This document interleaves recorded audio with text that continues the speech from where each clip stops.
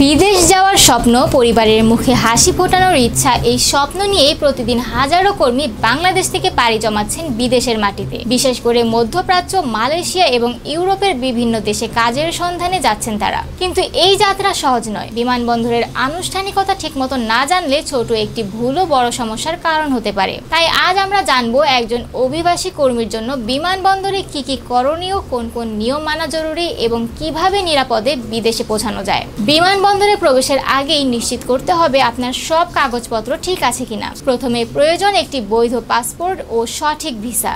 অনেক সময় দেখা যায় দালালের খপ্পরে পড়ে ভুয়া ভিসা নিয়ে কেউ বিদেশ যেতে চায়, কিন্তু ইমিগ্রেশন চেকপোস্টে ধরা পড়লেই তাৎক্ষণিকভাবে তাকে ফেরত পাঠানো হয়, এমনকি জেল জরিমানাও হতে পারে।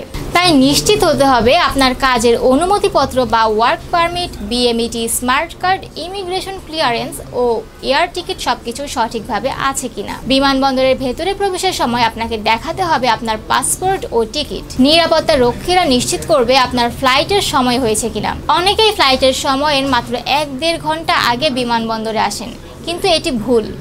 বিদেশগামী যাত্রীদের অন্তত 4 থেকে 5 ঘন্টা আগে বিমানবন্দরে পৌঁছানো উচিত, যাতে সব আনুষ্ঠানিকতা সময় মতো সম্পন্ন করা যায়। এরপর এয়ারলাইনের চেক ইন কাউন্টারে গিয়ে লাগেজ জমা দিতে হবে। এয়ারলাইনের নিয়ম অনুযায়ী আপনার লাগেজের ওজন নির্দিষ্ট সীমার মধ্যে থাকতে হবে। সাধারণত অভিবাসী কর্মীদের জন্য 30 থেকে 40 কেজি লাগেজ বহনের অনুমতি থাকে, তবে তা নির্ভর করে এয়ারলাইনের নিয়মের ওপর।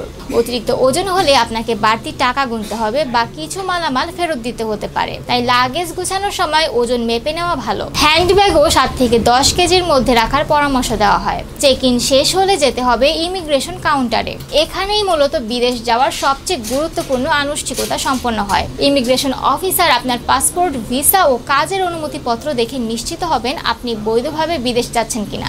অফিসার আপনাকে কিছু প্রশ্ন করতে পারেন, যেমন আপনার কাজের ধরন কি, কোন কোম্পানিতে কাজ করবেন, কোথায় থাকবেন। এই প্রশ্নের উত্তর সঠিকভাবে দিতে হবে, যেন কোনো সন্দেহ তৈরি না হয়। ইমিগ্রেশন পাস করার পর যেতে হবে নিরাপত্তা তল্লাশিতে। এখানে আপনার শরীর ও ব্যাগ স্ক্যান করা হবে। কোনো ধরনের বিপজ্জনক বস্তু, যেমন ধারালো বস্তু, দাহ্য পদার্থ বা বেশি পরিমাণে তরল পদার্থ বহন করা নিষিদ্ধ।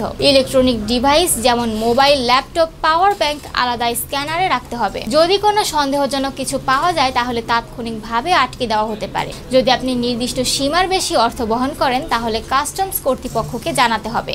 বাংলাদেশ ব্যাংকের নিয়ম অনুযায়ী বিদেশগামী যাত্রীরা সর্বোচ্চ 5,000 মার্কিন ডলার সঙ্গে নিতে পারেন। এছাড়া স্বর্ণ বা দামি ইলেকট্রনিক্স বহনের ক্ষেত্রে আলাদা ঘোষণা দিতে হতে পারে। তারপর বোর্ডিং গেটে যাওয়ার পালা। এখানে আপনার পাসপোর্ট ও বোর্ডিং পাস চেক করা হবে। তারপর আপনি বিমানে উঠতে পারবেন। নির্ধারিত সময়ের আগে বোর্ডিং গেটে উপস্থিত হতে হবে, কারণ ফ্লাইটের আগে গেট বন্ধ হয়ে গেলে আপনি আর যেতে পারবেন না। এরপরে সব আনুষ্ঠানিকতা, কিন্তু শুধু বিমানবন্দরের নিয়ম জানলেই হবে না। বিদেশে পৌঁছানোর পরও সতর্ক থাকতে হবে। ভুল তথ্য দেওয়া, অবৈধভাবে থাকা বা অপরিচিত কারো কথায় প্রভাবিত হলে বড় সমস্যায় পড়তে পারেন। বিদেশে নামার পর সঠিক ইমিগ্রেশন প্রক্রিয়া অনুসরণ করুন। ভুল পথে হাঁটবেন না, দালালের খপ্পরে পড়বেন না। যদি কোনো সমস্যা হয় তাহলে বাংলাদেশ দূতাবাসের সাহায্য নিন। নিয়ম মেনে চললে আপনার কর্মজীবন হবে নিরাপদ ও সফল। বিদেশগামী অভিবাসী কর্মীদের জন্য শুভকামনা। আপনার পরিশ্রমে গড়ে উঠবে একটি সমৃদ্ধ বাংলাদেশ। আশা করি তথ্যগুলো আপনার উপকারে আসবে।